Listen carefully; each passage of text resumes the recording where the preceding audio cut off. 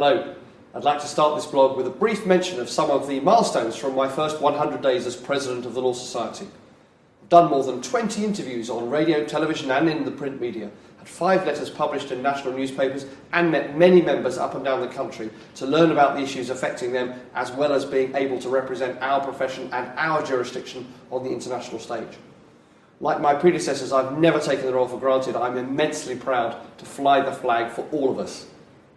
It was a real pleasure to take part in the opening of the legal year celebrations 3 weeks ago in Westminster Abbey, where we were joined by around 50 international bar and society leaders from New Zealand to Ghana, from Canada to Hong Kong. What really brought home to me the global significance of our legal system was a comment I received from a lawyer whilst at the International Bar Association conference in Vienna earlier this month. He took me to one side. He said, "What you don't realise is that everybody in the room wants to be in your shoes." I was a bit taken aback by this. He explained thus: "The Law Society of England and Wales is the leading representative of the most respected profession of the greatest jurisdiction in the world. Whilst every president or bar leader was proud of their country, each would trade places with me in an instant."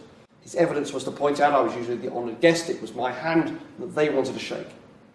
He did, of course, continue to say that I shouldn't let it go to my head. It was the office of president rather than me personally. We are seen as the fairest jurisdiction. That's a badge we need to work hard to hold on to. It's what makes us the jurisdiction of choice and why our profession contributes over £29 billion to the UK's domestic economy every year. But to maintain this reputation, we have to have a fair and just legal system for our own citizens, and the world really is watching. Access to justice and the proper provision of defence for those accused by the state is something we must continue to fight for. After all, of those who plead not guilty, well over half are acquitted. It's a real measure of the strength and robustness of our process which allows this.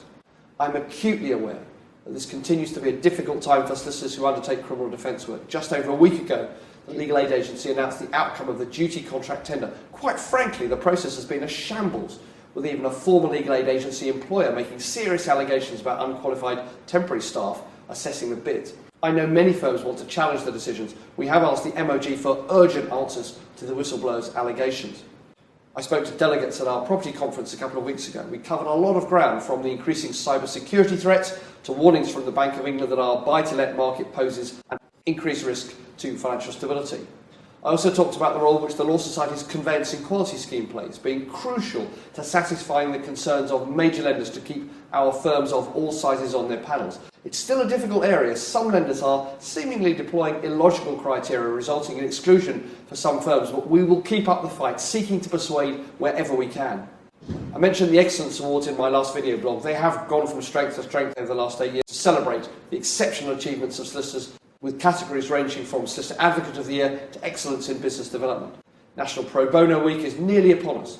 First week of November, the voluntary work we do as solicitors helps us to provide access to justice for individuals, upholding the rights of people and other organisations that wouldn't otherwise be able to obtain legal advice. We'll be using the week to demonstrate the diverse work which solicitors do pro bono to members of Parliament and the Welsh Assembly. We're also holding talks, panels and sessions. Check our website out for details. I'd like to finish by talking about the launch of our Business and Human Rights programme. As solicitors, we all have an obligation to uphold the rule of law.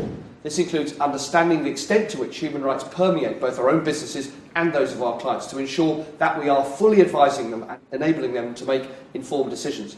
Our programme is an opportunity for solicitors to get to grips with the implications for their practices of some recent developments in the field. Finally, if you want to catch up on my first 100 days, take a look at the timeline on the Law Society's website. Perhaps also click on the link to the pictures of our Excellence Awards. You might see someone you know.